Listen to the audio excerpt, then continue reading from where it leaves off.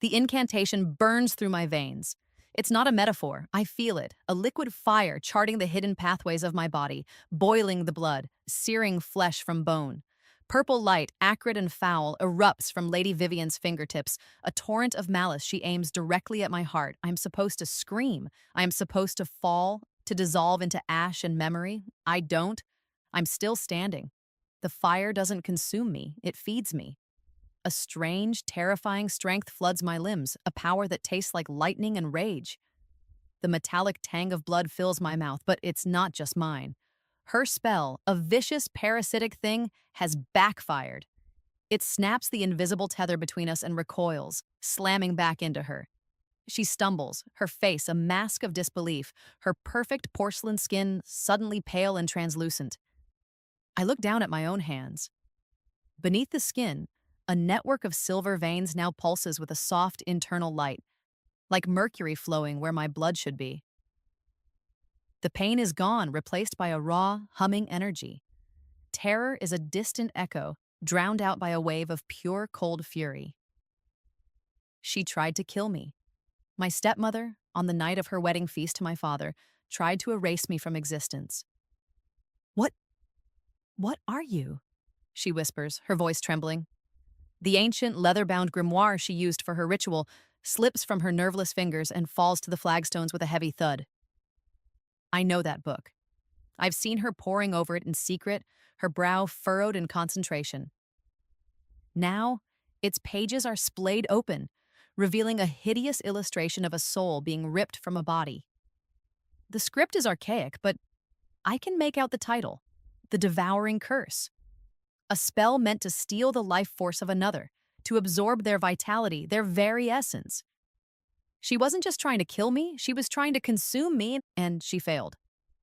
I'm your stepdaughter, I say, my voice steady, betraying none of the chaos churning inside me. The one you just tried to murder. Panic flashes in her eyes, but it's quickly replaced by that familiar, venomous cunning. You're hysterical. A child throwing a tantrum because her father has found happiness again? My gaze drifts past her, through the stone archway of the private chapel, and toward the main hall of the manor. I can hear the distant strains of a minstrel's lute, the murmur of conversation, the occasional burst of laughter. Father's wedding feast, a celebration of his new life with this viper. The invitation, still sitting on my dressing table, stated the festivities would conclude at midnight. A clock somewhere in the manor begins to chime the 6th hour. 6 hours until the guests depart, until the witnesses to my father's new union scatter to their own estates. 6 hours until her position is unassailable. If I am declared dead or simply vanish, her triumph will be absolute. My father's will, the one he signed last month under her careful guidance, leaves everything to his beloved new wife in the event of my untimely demise. My inheritance, my mother's legacy, this fairy house, it all becomes hers. You have until midnight, Vivian, I say, the words tasting like a vow. You have 6 hours to enjoy your party. Because when that clock strikes 12, I will not be a ghost haunting your celebration. I will be the one who ends it. Her breath hitches. The fear is back, stark and real.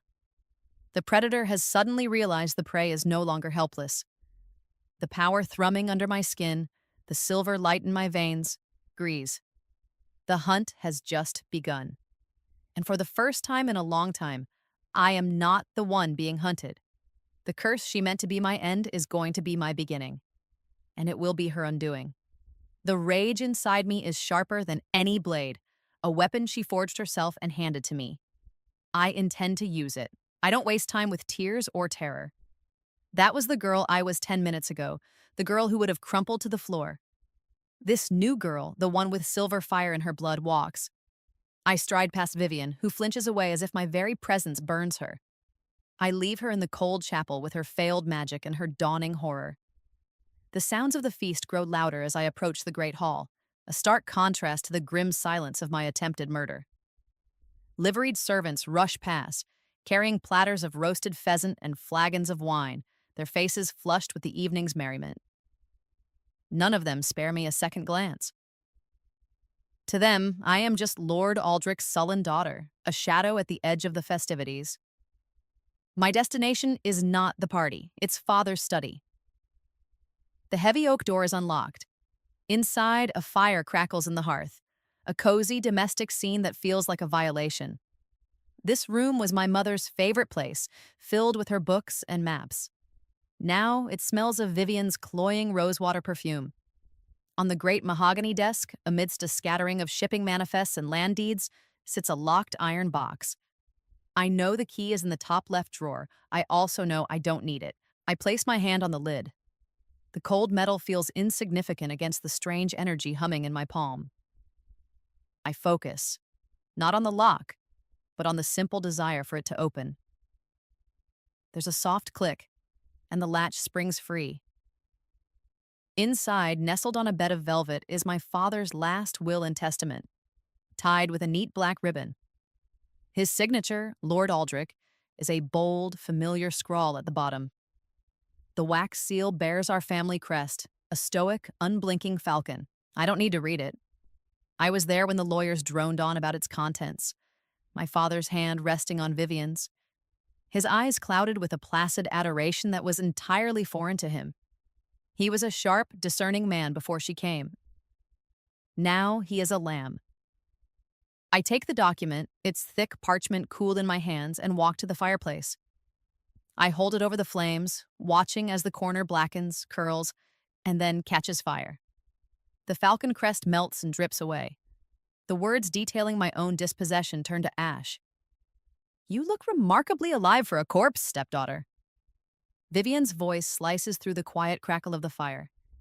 She stands in the doorway, having regained some of her composure. She's smoothed her emerald silk gown and pinned a stray lock of her golden hair back into place. She looks every bit the beautiful, serene bride, if you ignore the frantic terror flickering deep in her eyes. "And you look remarkably pale for a murderess, stepmother." I let the last corner of the will fall into the embers. It's gone. Her lips tighten into a thin line. Burning that changes nothing. He will simply draw up another. He might, I concede, turning to face her fully. But it will take time. And time is something you're suddenly running out of. Tell me, how long did you think you had before I figured it out? Figured what out, you delusional girl? That you're prone to fits of fancy?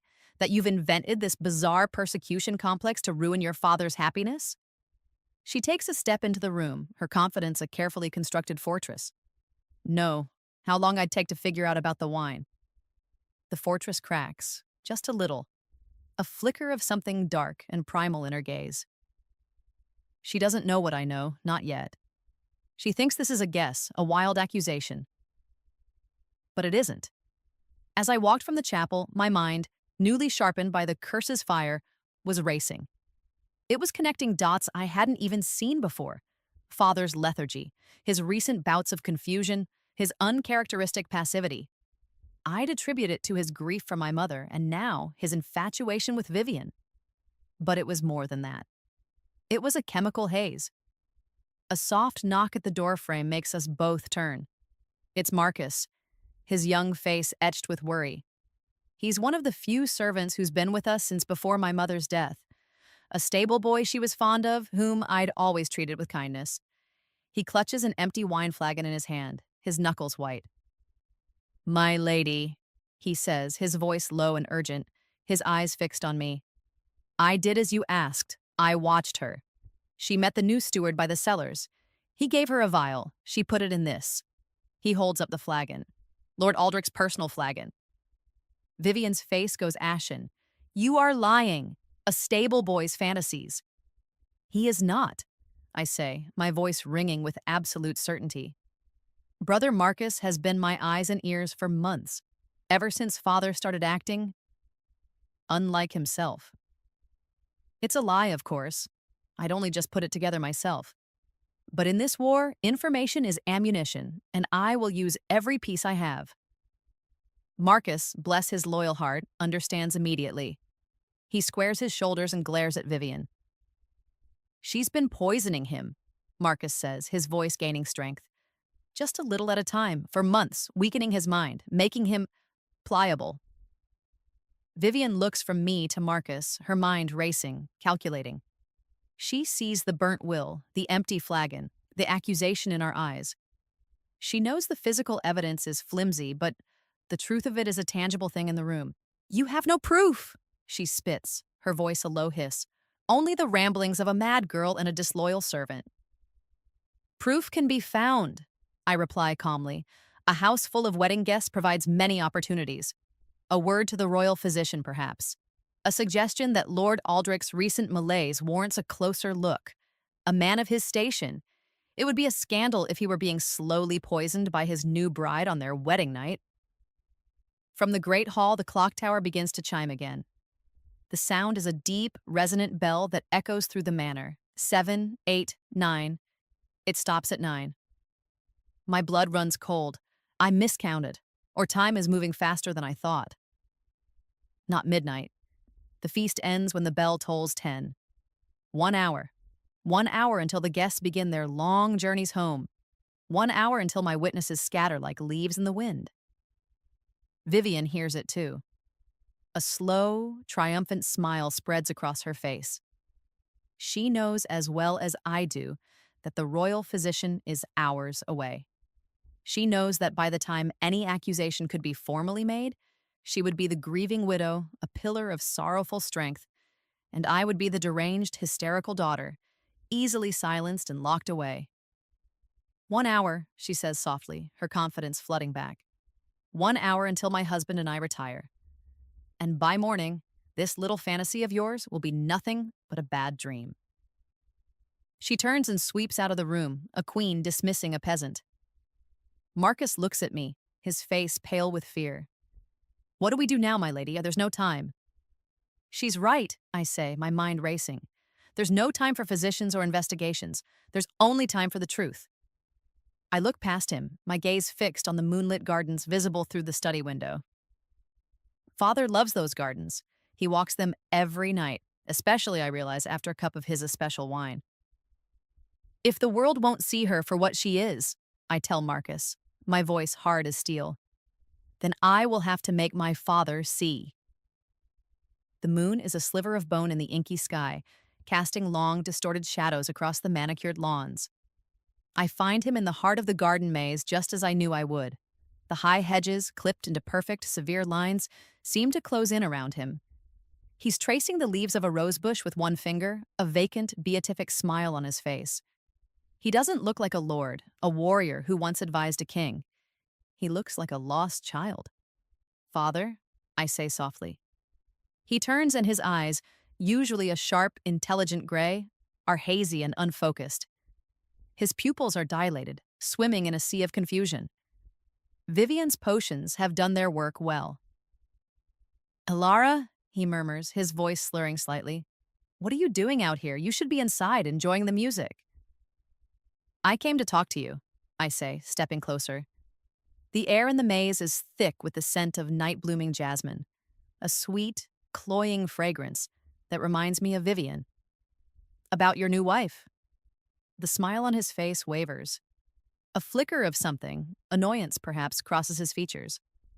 Vivian is a wonderful woman. She has brought light back into this house, into my life. Has she? I press, my voice gentle but firm. Or has she just dimmed your own light so that hers seems brighter? Father, she's not who you think she is. She's been poisoning you. He blinks, a slow, languid motion, like a man waking from a deep sleep. Poisoning me? Don't be absurd. You've been listening to servants' gossip. You've never liked her, Elara. I thought you would grow out of this. Jealousy. The word is a slap. Jealousy. As if this is some petty squabble over a father's affection. As if she didn't just try to rip the soul from my body. The fury I've been holding in check simmers, and the air around us grows colder. I can feel it, a tangible drop in temperature, the dew on the rose petals beginning to frost over. He shivers, pulling his velvet doublet tighter around himself. There's a chill. A storm must be coming. The storm is already here, Father. Enough of this madness. A voice, sharp and imperious, cuts through the night. Vivian emerges from an opening in the hedge, her emerald gown a slash of color against the dark green leaves. She is not alone. Two men flank her, broad-shouldered and grim-faced, their hands resting on the hilts of the swords at their belts. Hired mercenaries, not house guards. Their eyes are cold and professional. "My love," she says, gliding to my father's side, placing a delicate hand on his arm. "I was so worried. Alara has been making the most terrible accusations. It seems her grief has finally addled her mind." She looks at me, her eyes glittering with triumph. "She needs to be taken somewhere quiet, somewhere she can rest and not disturb our guests." "What is the meaning of this, Vivian?" Father asks, his gaze shifting between the armed men and me. The presence of swords has finally pierced the fog in his mind, just a little. "Why are there guards?" "For your protection, my lord," she coos. "She has become violent, unpredictable. She burned your will. She threatened me." Vivian turns her venomous gaze on me. "Now, she is threatening you with her witchcraft. Dispose of the witch who threatens our family's honor." The mercenaries draw their swords, the rasp of steel unnervingly loud in the quiet garden. My heart hammers against my ribs, but it's a drumbeat of war, not fear. "She's the witch, father!" I cry, my voice desperate. I need him to see, to break through the spell she has woven around his heart and mind. "She's bewitched you. Look at me. I am your daughter." He looks, but his eyes are filled with her poison, her whispers, her lies. He sees what she has told him to see. "I see only a demon wearing my child's face," he roars, his voice cracking with a pain that is both his and hers. It's a rehearsed line, fed to him in his stupor. "Then look closer at your wife's true nature," I plead, taking a step towards him, my hands outstretched. "Enough!" Vivian shrieks, her control finally snapping. "Guards, seize her, now!" The two men advance, their swords leveled at my chest. The world seems to slow down. I can see the grim determination in their eyes, the way their knuckles are white on their hilts. I can see my father's face, a mask of torment and confusion, turning away from me. He is abandoning me. Again. A wave of utter desolation washes over me, so cold and vast it feels like the bottom of the ocean. And my power, this strange new thing inside me, responds. It's not a conscious thought. It's a reflex, an instinct. The warm summer breeze that had been rustling the leaves in the maze dies instantly. The air shifts, dropping from a pleasant evening temperature to the biting cold of deep winter. A visible frost spreads from my feet, racing across the grass, encasing every leaf, every petal, in a delicate, shimmering layer of ice. The mercenaries halt, their breath pluming in the suddenly frigid air. Vivian gasps, wrapping her arms around herself. Even my father, in his daze, looks around in stunned confusion. The jasmine scent is gone, replaced by the crisp, clean smell of a winter morning. I am the eye of this storm. The cold radiates from me, a physical manifestation of the absolute zero in my heart. My father chose her. He looked at his own daughter and saw a demon. Fine. If he wants a demon, I will show him what one can do. The first mercenary lunges. He's a professional, moving with a brutal efficiency meant to end things quickly. His sword, a heavy blade of good steel, arcs through the unnaturally cold air, aimed straight for my neck. I don't move. I don't flinch. There's no time to think, only to feel the power inside me rise to meet the threat. It's a solid, unyielding wall within my skin. The blade connects. It doesn't clang, it shatters. The sound is a sharp, discordant crack, like a pane of glass breaking. The man's sword explodes into a dozen metal shards that spin harmlessly past me, glittering in the moonlight before falling onto the frosted grass.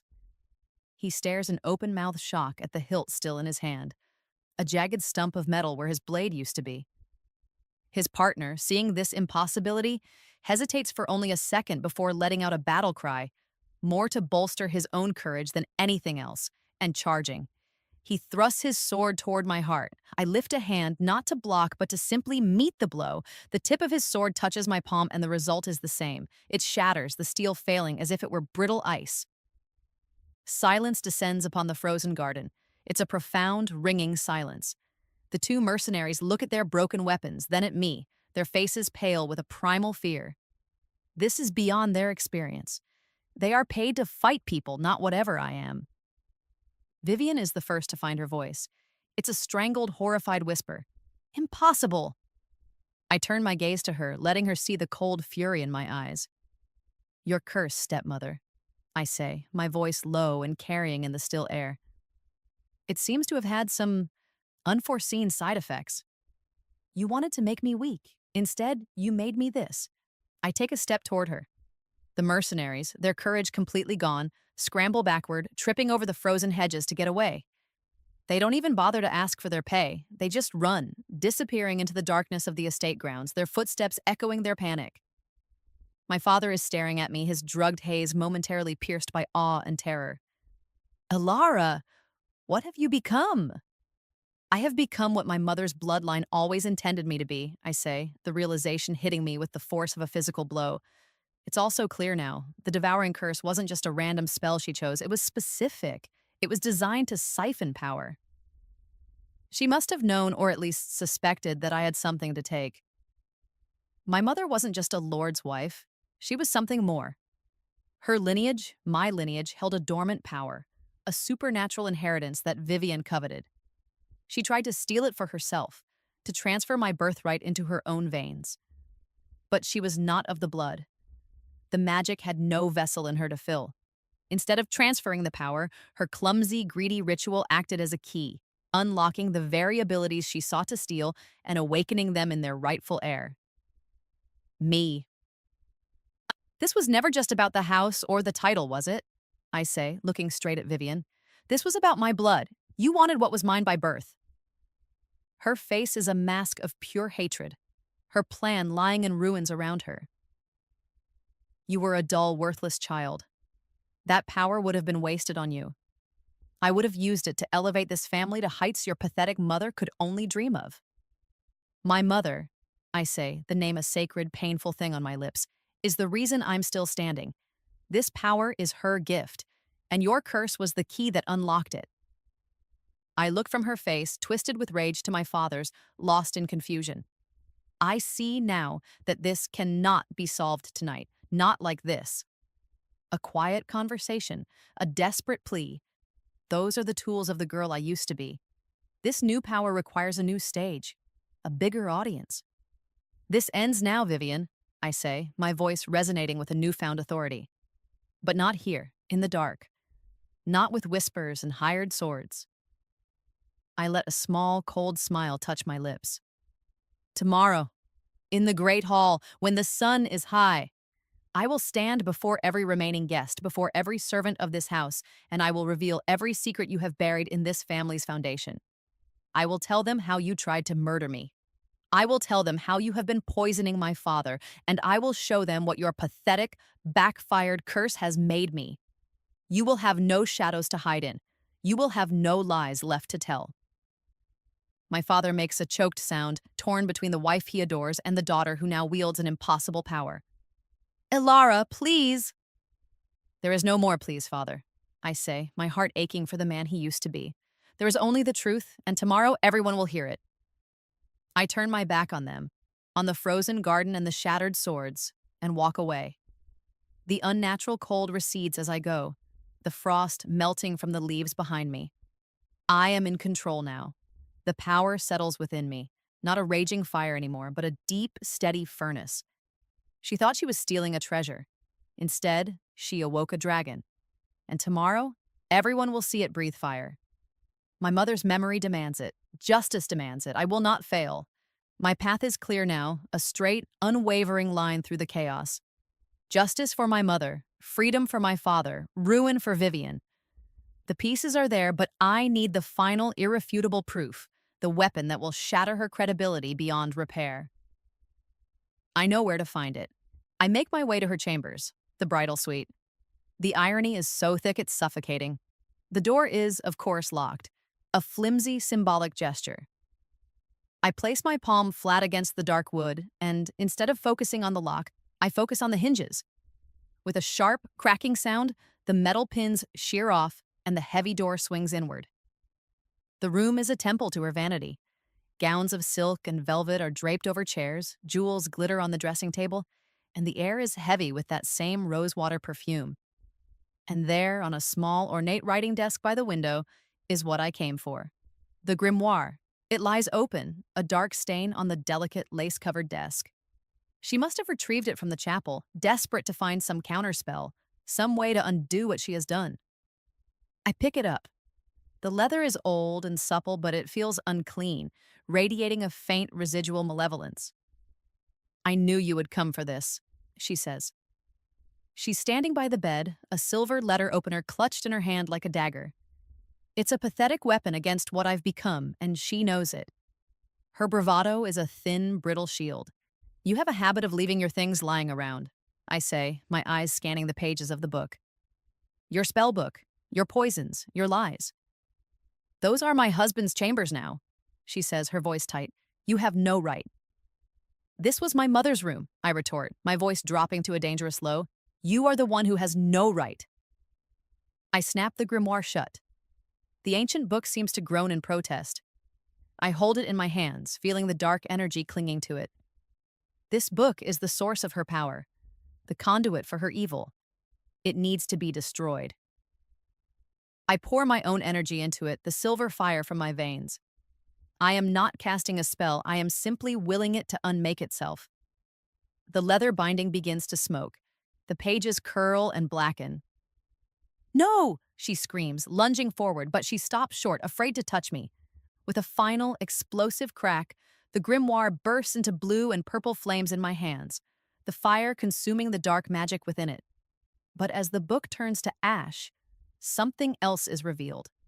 Tucked within a hollowed-out section in the back were several folded parchments, their seals broken. They flutter to the floor, escaping the flames. I bend and pick one up.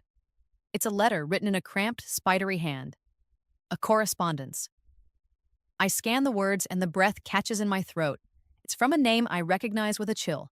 A known leader of a dark coven from the northern wastes, a woman infamous for her knowledge of obscure toxins and forbidden rituals. The letter details the purchase and delivery of a rare, slow-acting poison. Hemlock. It describes its properties.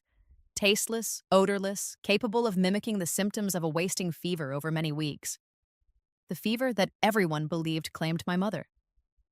I look up from the letter, my heart a cold, heavy stone in my chest. You didn't just try to kill me, I say, my voice shaking with a rage so profound it feels like it could level the entire manor. You murdered her, my mother, it was you, all along. Vivian's face is a canvas of pure, malevolent pride. The pretense is gone, the shield is down. She was weak, an insignificant placeholder.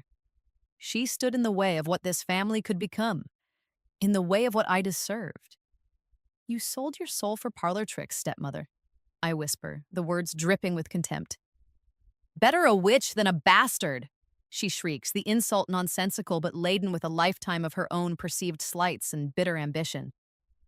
Father! My voice is a roar that echoes through the room. I don't know if he can hear me, but I have to try. Father, come and see the truth of the woman you married. Footsteps hurry down the hallway. It's not just father. A small crowd of late-staying wedding guests, drawn by the shouting, appears in the doorway. They stare, wide-eyed, at the scene. Me standing amidst the dying embers of a burning book. Vivian with a letter opener in her hand, her face contorted with hate. And father is at the forefront, his face a battleground of confusion and alarm. Vivian, what is this? He asks, his voice thick. She's mad, Aldrich, Vivian cries, pointing a trembling finger at me. She set fire to my prayer book. She speaks in riddles and threats. Help me. These are not prayers, I say, holding up the letters. This is your correspondence with a coven of murderers. This is your confession. I hold one out to him. Father, read these letters. See who you truly married. He takes a hesitant step forward, his hand outstretched. Vivian moves to block him. Don't touch it. Lies written in demon's ink. It's her magic, trying to trick you. But it's too late. His fingers brush against the parchment. He takes the letter and his eyes scan the page. I watch his face as he reads. The denial, the dawning horror, the final soul-crushing understanding. The color drains from his face. He stumbles back, his hand going to his heart as if he's been stabbed. Hemlock, he breathes, the word a ghost on his lips. He looks at Vivian, truly looks at her for the first time in months. And in his eyes, I see the poison's haze begin to recede, burned away by the devastating fire of the truth. From outside, the first rays of dawn are beginning to paint the sky in shades of gray and pink. The wedding guests at the door are whispering amongst themselves, their expressions a mixture of shock and morbid curiosity. I can hear the sounds of carriages being brought around in the main courtyard. The witnesses are leaving. The clock tower begins to toll. The sound is a death knell. 8 o'clock. 2 hours have passed in what felt like minutes. Soon there will be no one left to see her exposed. There will only be her word against mine and a grieving, broken man who might be convinced of anything. I have to end this now, in public, before everyone. The Great Hall is a shadow of its former glory.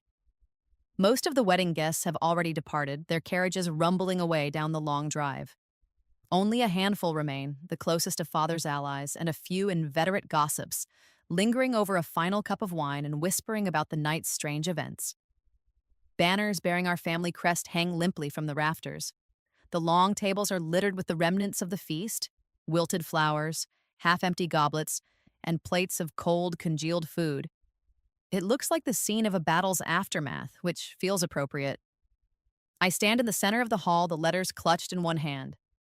Marcus is beside me, a silent, steady presence. Vivian and my father stand near the hearth, a tableau of fractured loyalties. Father is slumped in his great chair, his face gray and aged by 20 years in the last hour. He holds the damning letter in a trembling hand, staring at it as if it's a venomous snake. Vivian stands beside him, her composure a magnificent, terrifying lie. She places a comforting hand on his shoulder, but he flinches away from her touch. The remaining guests fall silent as I clear my throat, all eyes turn to me. This is my stage now. My lords, my ladies, I begin, my voice clear and strong, ringing through the cavernous hall. I thank you for staying. You were invited here to celebrate a wedding, but you are about to bear witness to a confession. Vivian laughs, a sound as brittle as glass. A confession? My dear child, you are unwell. My husband and I are weary of your games. I have one more piece of evidence, I say, ignoring her. I produce a small, leather-bound book from the folds of my gown. It's my mother's diary. I found it years ago, hidden beneath a loose floorboard in her old room. I'd thought it was just her private thoughts, her musings on the weather and household matters. I never read it. It felt too private. But now, driven by a desperate hope, I'd scanned its final pages. My mother was a meticulous woman. She wrote down everything, even her suspicions about her new, overly ambitious lady-in-waiting. I opened the diary. September the 3rd, I read. Vivian brought me a special herbal tea today. She is so attentive. Yet I have felt a strange weakness ever since she began her care. Aldrich says it is just the lingering effects of the summer fever, but this feels different. A coldness in my bones that the fire cannot touch. I look up. There are dozens of entries like it, a detailed account of her slow decline and of Vivian's constant, cloying presence. This diary, combined with these letters detailing the purchase of hemlock, tells a very clear story. I walk towards her, my steps echoing on the stone floor. Confess your crimes, Vivian. Confess to murdering my mother and attempting to murder me. Do it now, or I will demonstrate for everyone exactly what your curse truly accomplished. You have no proof of anything, you delusional child. She spits, her eyes wide with frantic denial. She turns to my father. Aldrich, she's threatening me. Make her stop. But my father doesn't look at her. He looks at me, at my hand held out towards her, and he sees something. Perhaps it's the silver light pulsing faintly under my skin. Perhaps it's the memory of shattered swords. Vivienne, he says, his voice raspy, broken. Why do you shrink from her hand? Because she's a monster! Vivian shrieks, backing away as I advance. She's become something unholy. Your curse twisted her. My curse? The words hang in the air. The guests murmur, their eyes darting between us. She's lying, Vivian says, but her voice lacks conviction. She has backed herself into a corner. Am I? I say softly. Then prove it. Let me touch you. If I am just a mad girl, what harm could it possibly do? She stares at my outstretched hand as if it were a white-hot brand. She knows. She knows her magic failed, but she has no idea what form that failure took. She is terrified of the unknown. Her terror is her confession. Father, I say, my eyes locking with his, you told me I had a demon's face. Look now, look at her, and tell me who the monster is. And then I move, fast. Before she can flee, I close the distance between us. I press my palm flat against her forehead. She doesn't burn. She doesn't bleed. She screams. It's a raw, agonizing sound, a shriek of pure, undiluted terror and loss. The air around us shimmers. It's not my power flowing into her. It's hers. Her stolen vitality flowing out. The curse, in its backfiring, created a conduit. My touch has opened the floodgates. The life force she has siphoned from others, the youth and energy she has hoarded to maintain her own flawless facade is leaving her. It isn't returning to me, it's simply returning. Dissipating back to the universe, to the rightful owners she stole it from, living and dead. Fine lines appear around her eyes and mouth, deepening into wrinkles. Her perfect golden hair dulls, threads of silver appearing at her temples. Her porcelain skin loses its luster, becoming sallow and tired. She falls to her knees, clutching her head, the scream dying in her throat, replaced by ragged, desperate sobs. She is not an old woman, not yet, but she is no longer the ageless beauty she was moments ago. She is just a woman, stripped bare of all her stolen magic. And as she weakens, my father strengthens. The effect is instantaneous and profound. The fog in his eyes evaporates. Clarity, sharp and painful, returns to his gaze. He looks down at the weeping woman at his feet, and then at the letter in his hand, and finally at me. He sees it all, the years of manipulation, the poison, the murder of his first wife, the attempted murder of his daughter, the entire monstrous truth. He rises from his chair, his posture straighter, his old authority returning like a mantle settling on his shoulders. "Guards," he says, his voice booming with a command that has been absent for too long. The few remaining house guards who had been watching in stunned silence snap to attention. "Seize this woman!" He walks over to her, his face a mask of cold stone. He plucks the gaudy wedding ring from her finger. "You are stripped of my name, my title, and my property. You will leave this house with nothing but the clothes on your back. You will be escorted to the border of this duchy and cast out. If you ever return, you will be executed for murder." He turns to me, his eyes are filled with a universe of pain and regret. "Ilara," he whispers, "what she did. What I allowed." "It's over, Father," I say, my own voice thick with emotion. He looks at the silver veins that still glow faintly on my hands. "What has become of us? What is this magic?" "It is our family's legacy, Father," I say, the words feeling truer than anything I have ever spoken. The one my mother tried to protect. The one Vivian tried to steal. The one I have now reclaimed. The curse she cast to destroy me has made me the guardian this bloodline always needed. 6 months later, I stand on the battlements of our manor, the cool night wind whipping my hair. The silver veins under my skin no longer glow with frantic energy. They pulse with a calm, steady light, a quiet reminder of the power that now flows through me as naturally as breath. Vivian is a ghost, a rumor of a madwoman wandering the penniless wastes of the borderlands. Father is slowly healing, the poison gone from his body, but the guilt still heavy in his heart. He has thrown himself into managing the estate, leaving the other matters to me. The other matters are why I'm awake at this hour.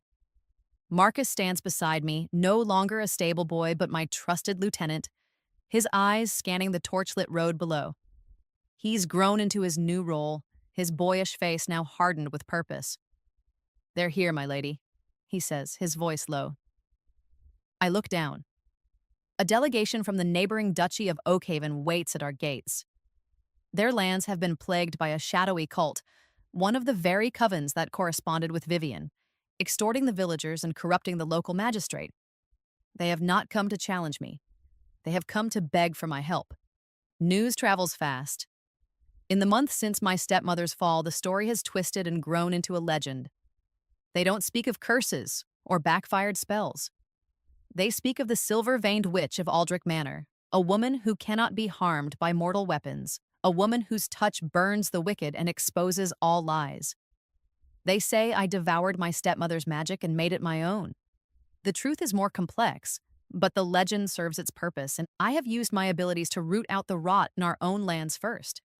Corrupt officials, greedy merchants, the remnants of Vivian's network.